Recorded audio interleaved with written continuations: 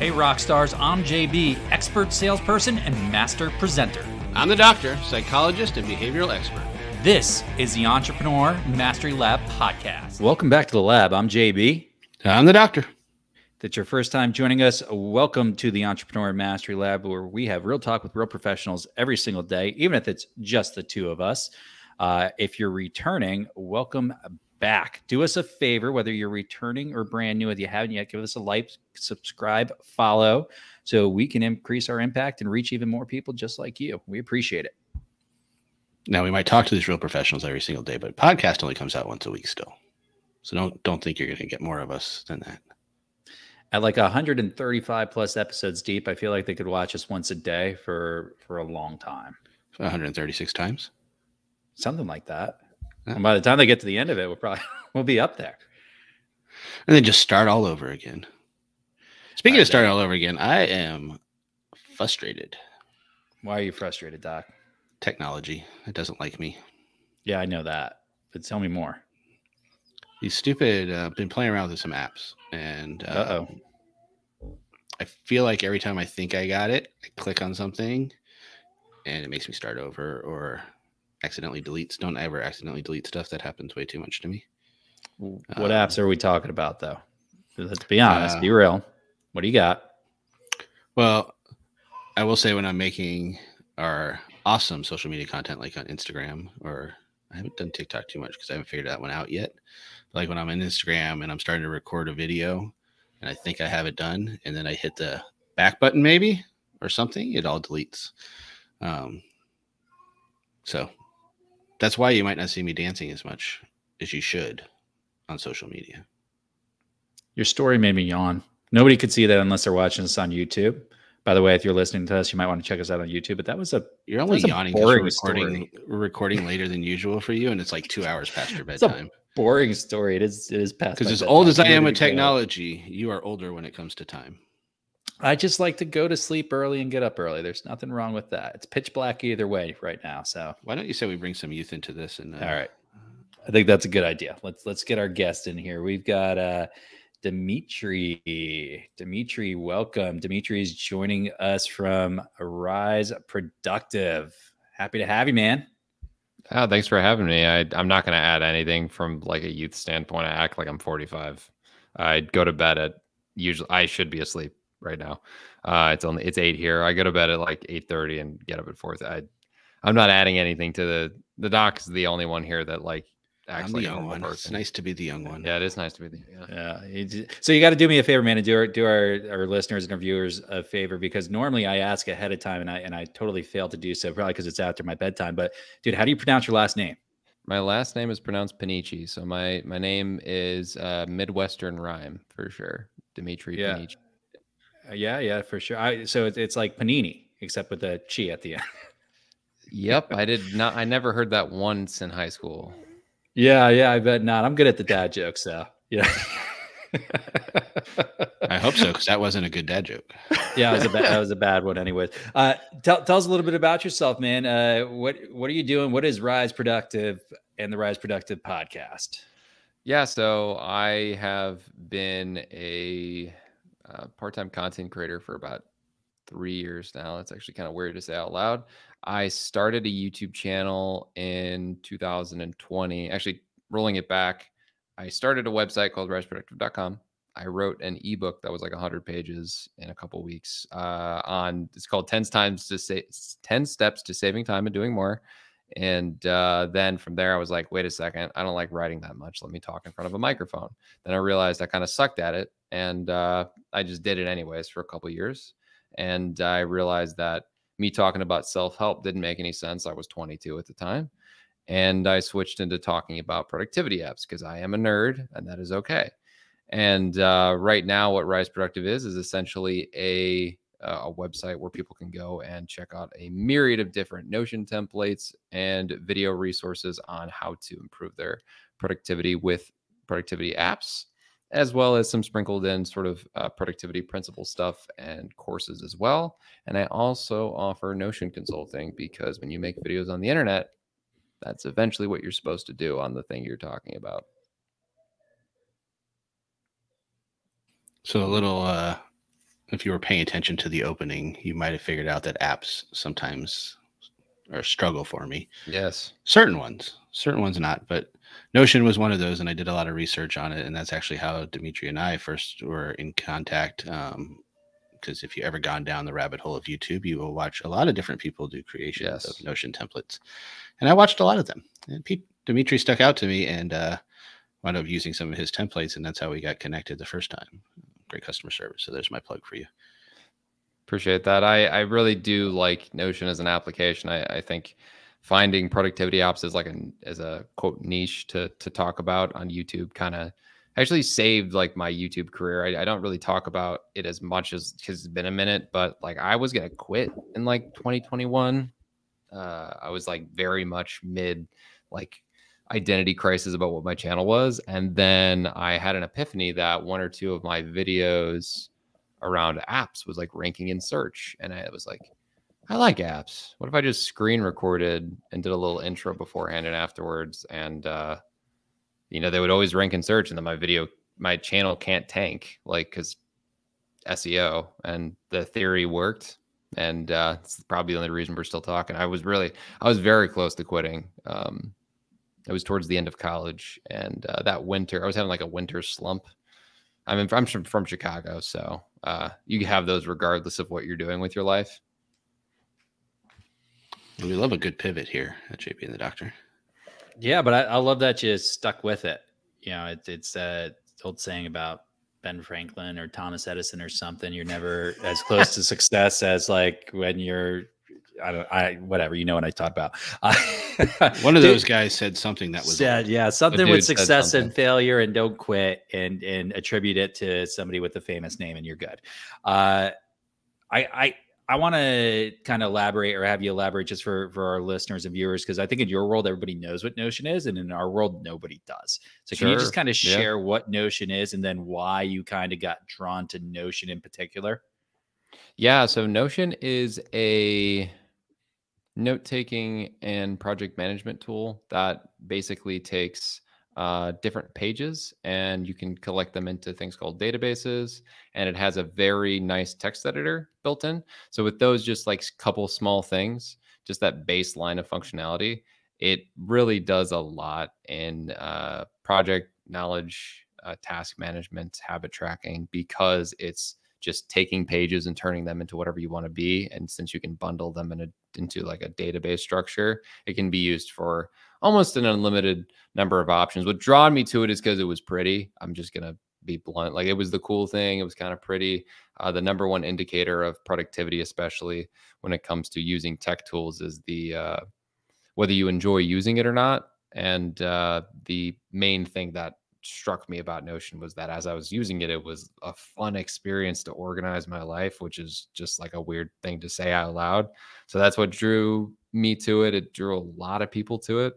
The first exposure I ever had to it was a Thomas Frank video, where he's one of the biggest productivity YouTubers on the platform, and he made a video talking about it, and I thought it was sick. He made it seem like it was the coolest thing in the world.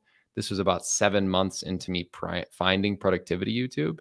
And I went through all the self-help content, went through minimalism, sold everything in my closet, and then moved into realizing that I was a nerd even more than I already thought.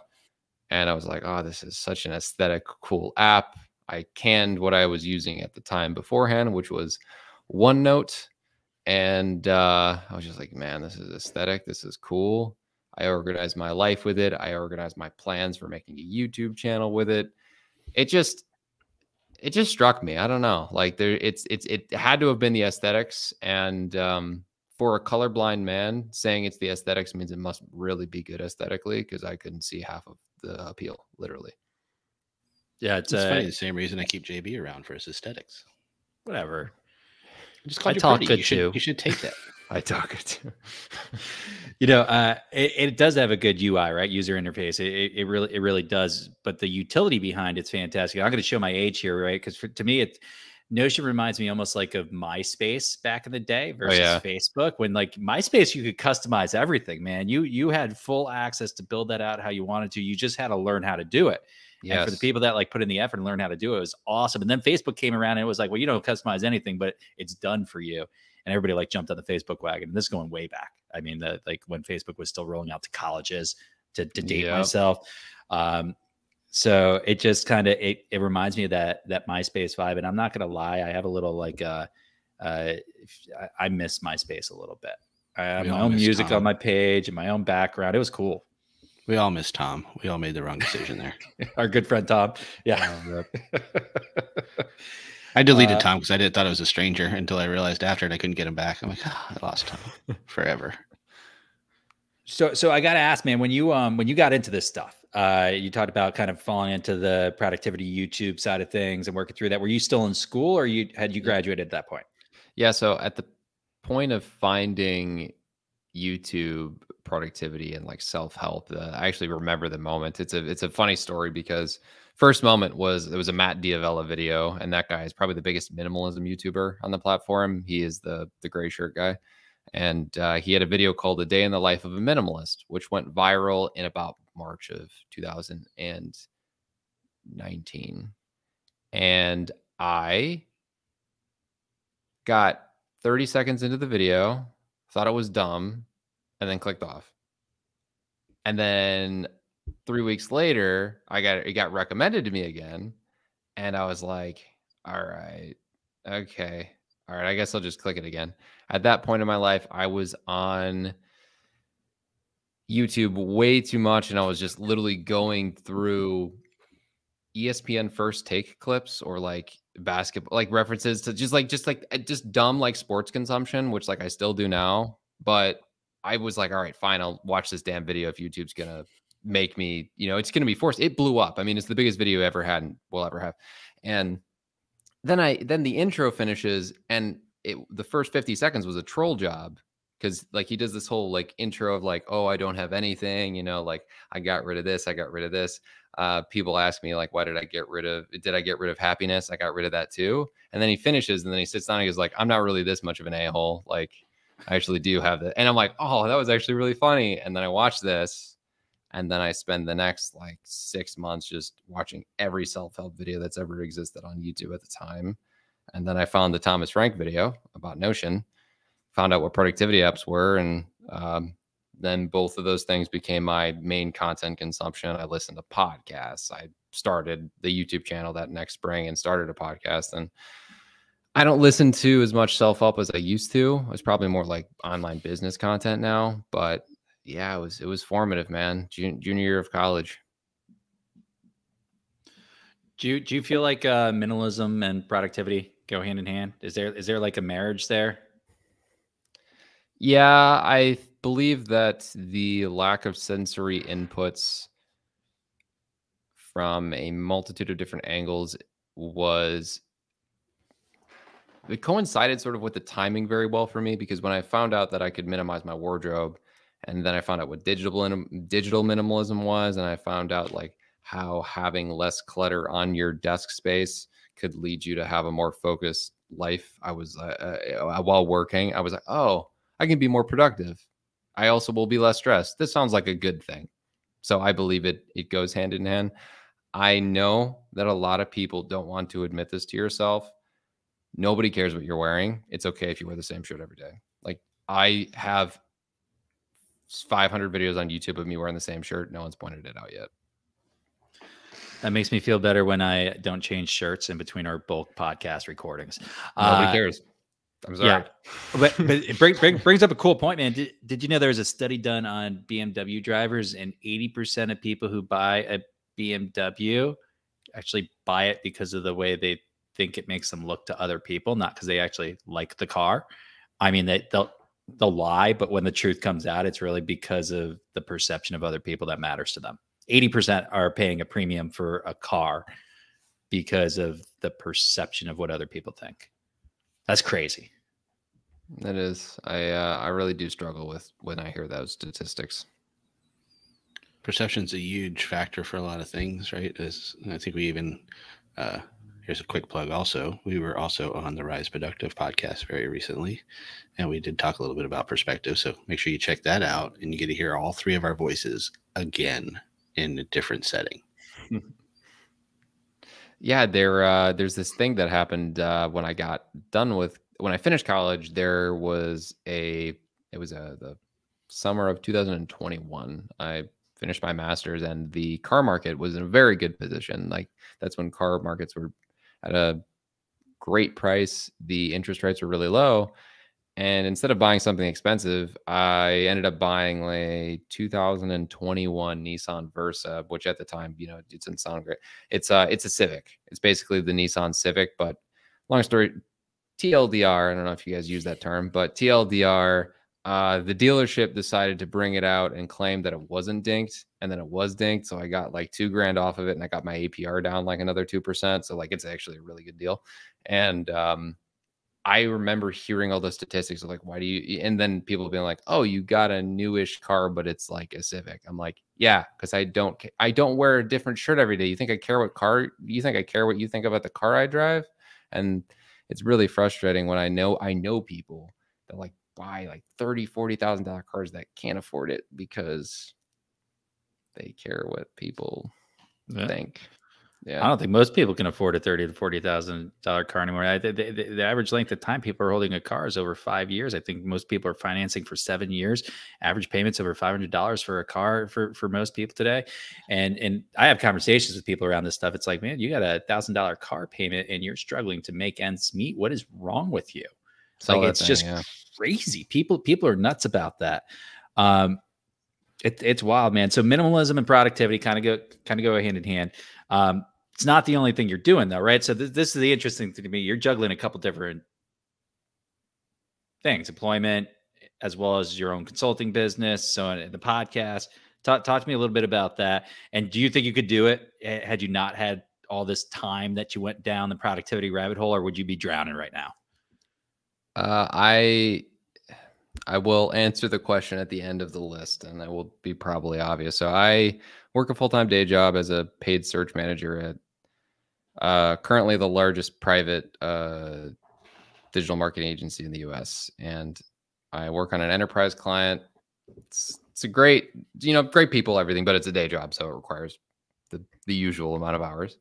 I post every day on YouTube. I post 3 days a week on the podcast.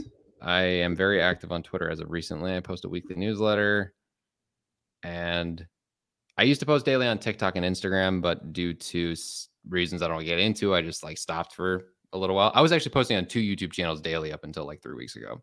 Wow. So the answer is hell no. Like if I didn't do like mental work as well as systemization, and I do a lot of automation work as of recently because I'm very nerdy about it now. No, I think a lot of people have a fundamental misunderstanding of like the order you need to go in. Like you need to fix yourself, then you can fix the systems and stuff. That's my opinion, at least. Like I think your output could be 2x if you manage to figure out yourself first. It took a lot of work for me to get to the point where my morning started at 4:30. Funny enough, I used to be like a huge World of Warcraft addict. I think the average time was about 6.5 hours a day while I was in college and on the track team. So I basically like watched the day in the life of a minimalist video, got inspired. And when I wrote that ebook, it was all off of this thought, dude, if you stop spending 6.5 hours a day on video games, your life could be pretty dope. And if I didn't spend all that time, at least just changing the way I thought, I don't think I'd be where I'm at. So I think it's kind of required before anyone starts like trying to do a bunch of output, because then they'll just burn out and drown and it will not go well. Well, that's what keeps us in business, right? Like we work on people who are working on themselves. They got these systems in place, and then they realize, oh wait, I gotta figure myself out here. Yeah, and that's where they bring us in. No, it's all right. Trust me. Just because people should be doing something doesn't mean they're doing it most of the time. That's true. Well, that's what I mean, you're able to figure that out, and most people have that insight to realize that they're probably not supposed to play 6.5 hours of a video game every day. But it doesn't always make sense if they want to stop, right? Like, I know I should do it, but I don't know how.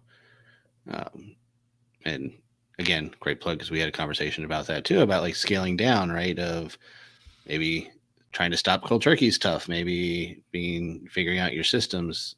It's trial and error. You have to figure it out, and you were able to figure out one that worked for you.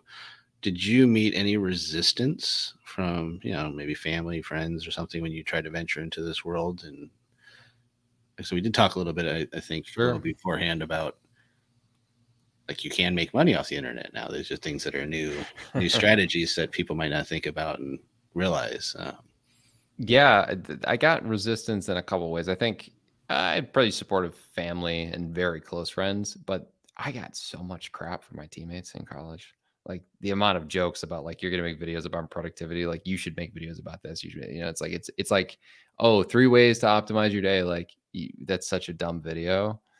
I don't necessarily get those comments anymore because my best friend is my podcast co-host who is still on the track team, and the numbers have leaked about like the fact that I make money. So I don't get those jokes anymore. That's just kind of how people are. I hate to admit it to the world.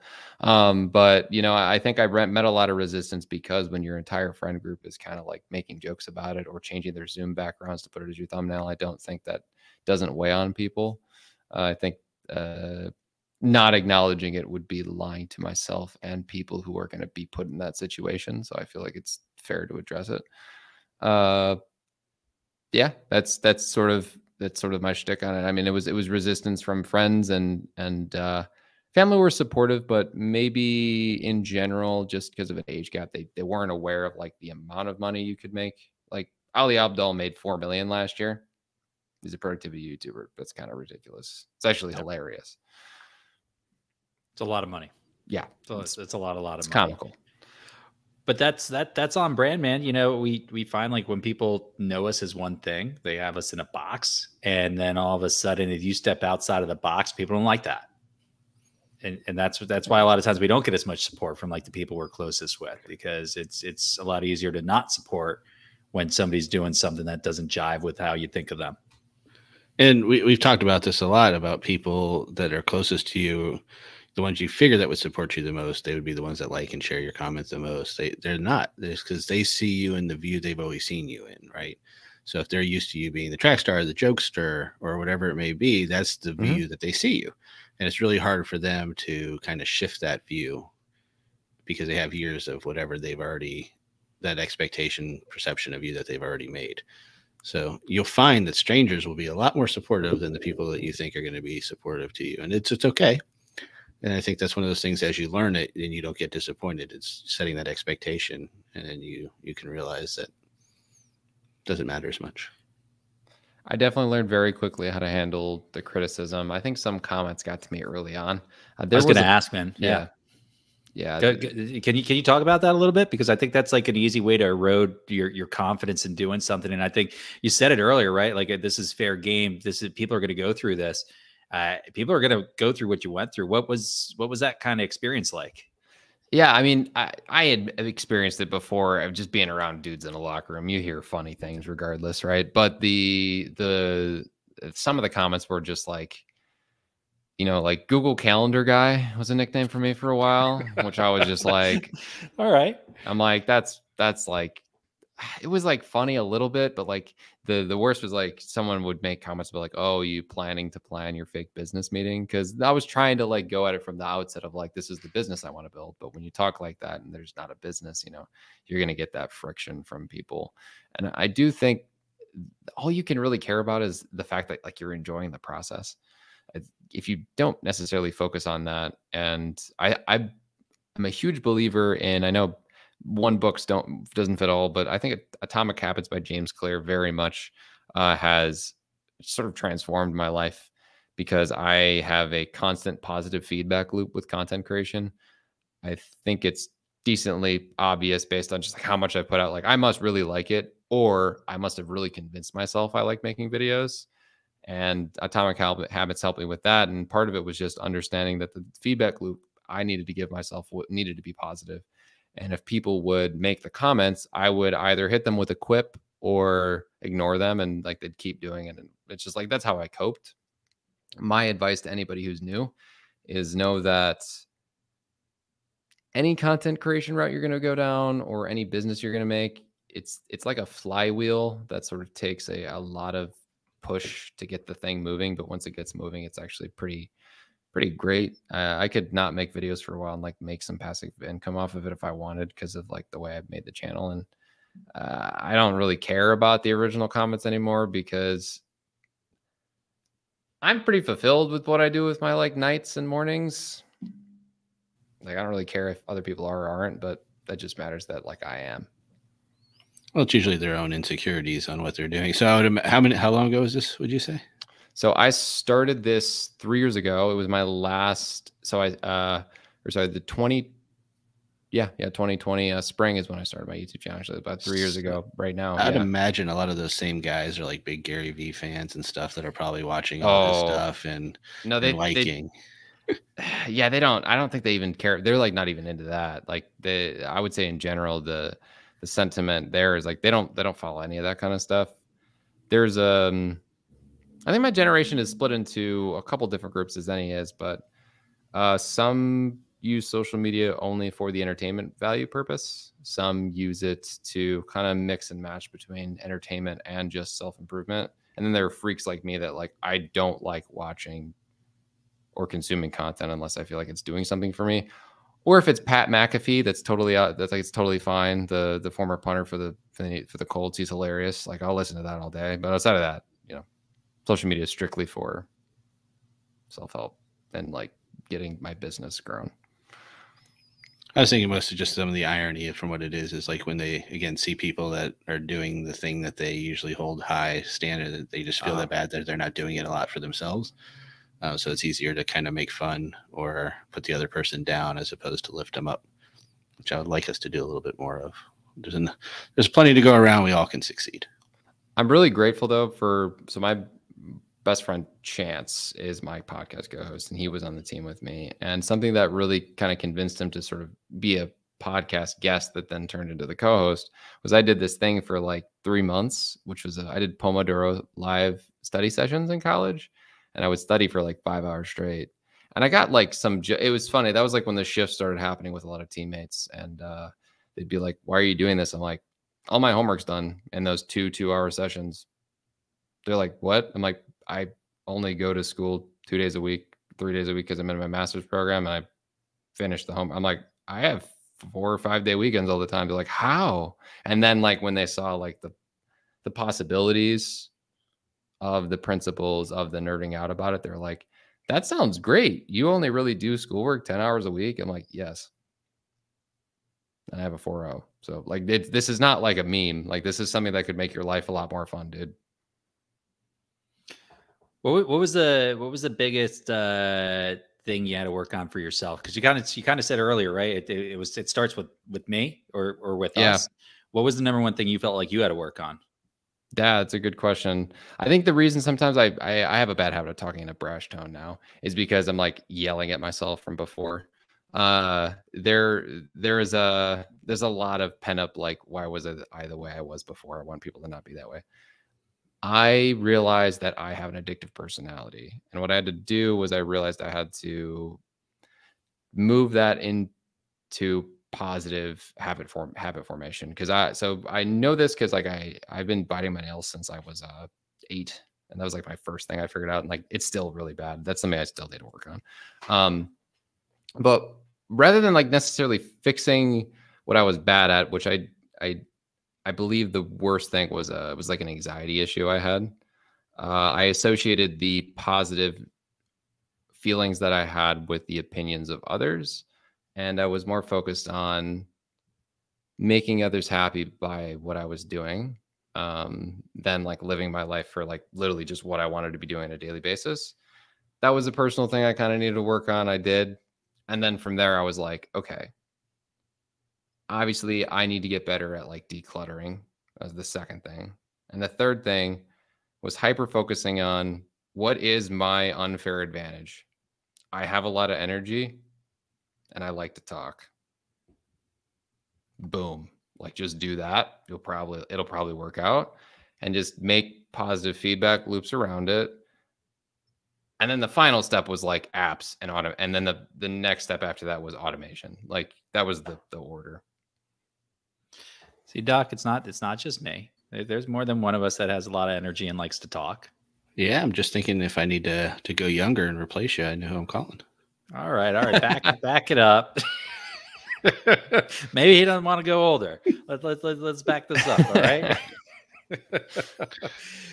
It's interesting, man, because you were talking about the content creation in daily, but you told the story about World of Warcraft. In my head, I was like, it sounds like you just replaced one addiction with another. The 100%. Difference is one is productive, and which for a productivity guy, it's on brand.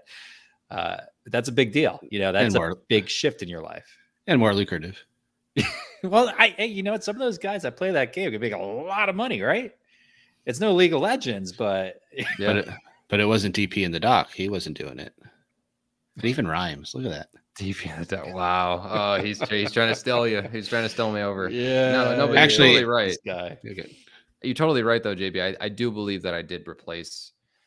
I replaced video games with self-help. Not the worst thing on the planet, right? No. I was like, I came to a realization very quickly. I'm like, oh, this is replacing the other thing. But I had an addictive personality, and that led me to be a pretty good track athlete. Like, I didn't break 4 minutes, but I was in the 4.0s in the mile. I was pretty okay.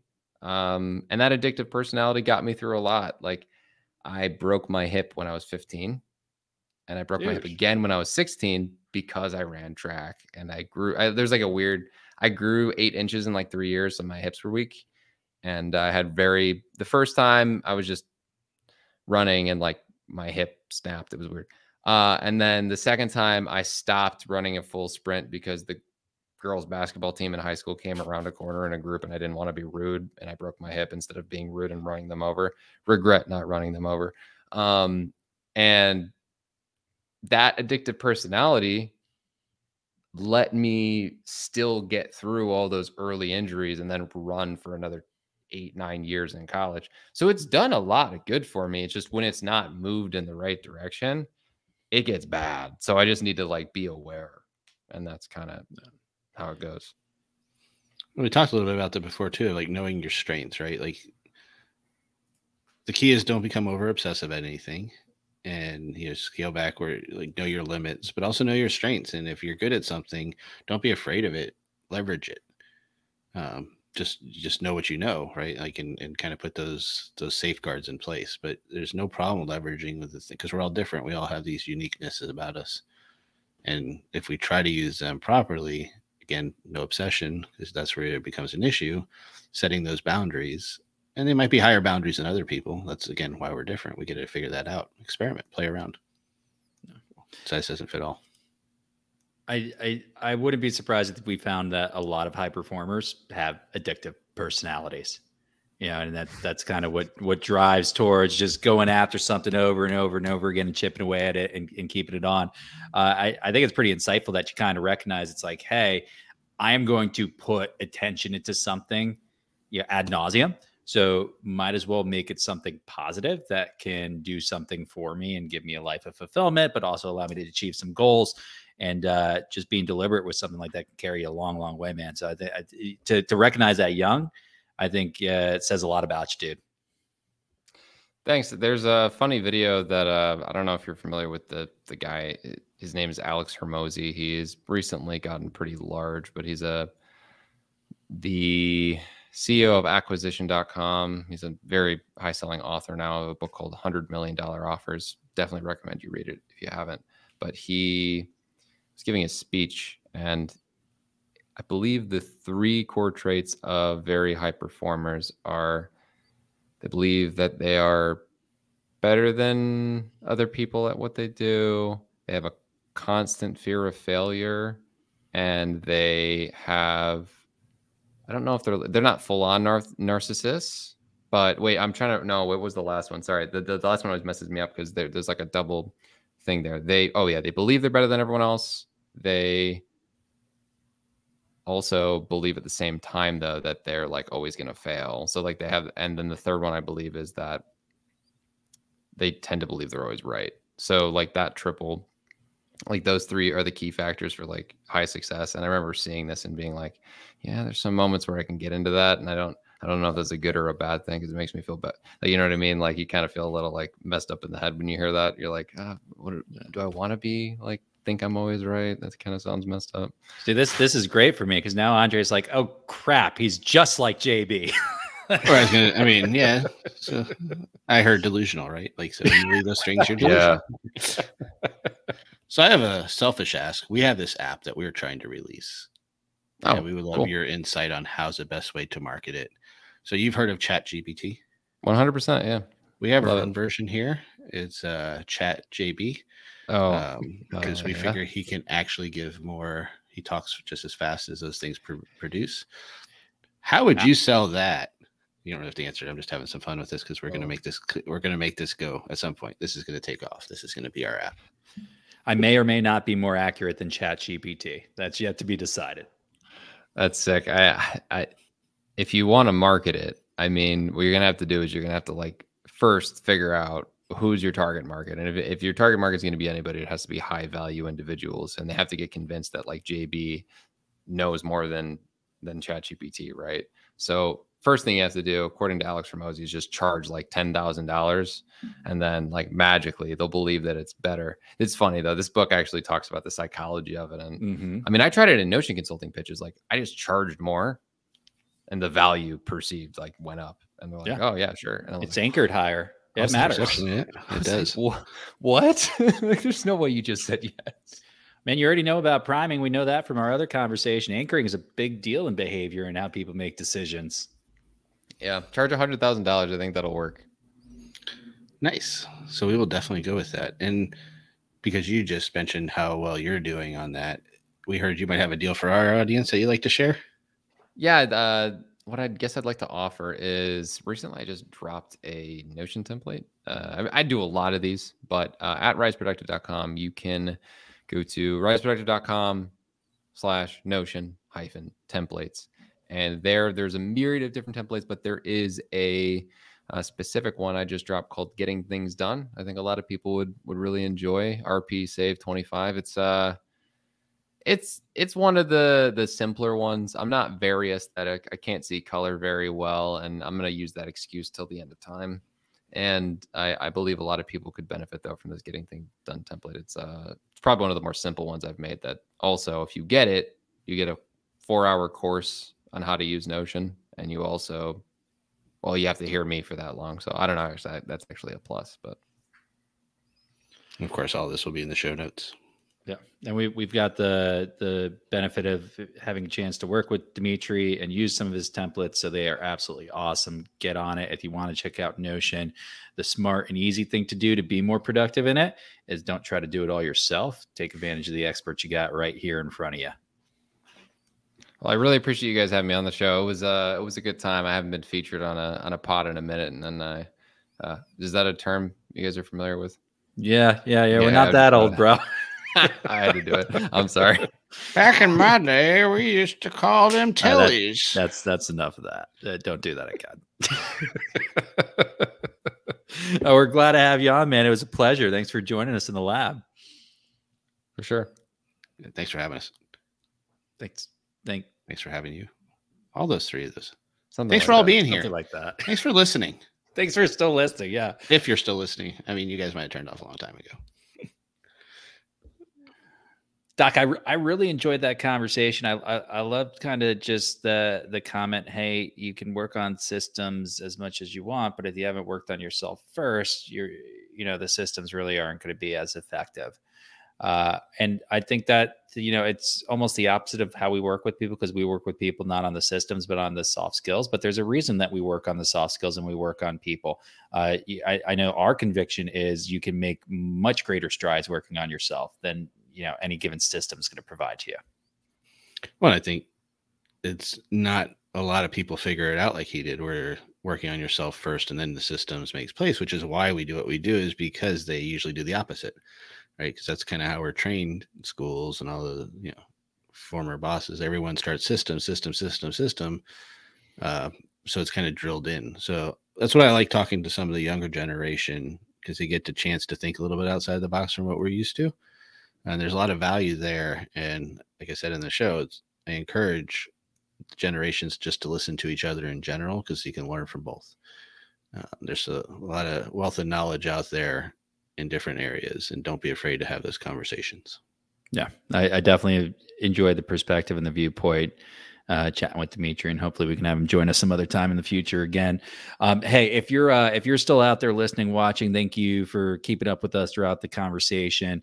Once again, if you haven't already, give us a like, subscribe, and follow. We're trying to reach more people just like you and put out some fantastic content. So we appreciate you and thank you so much.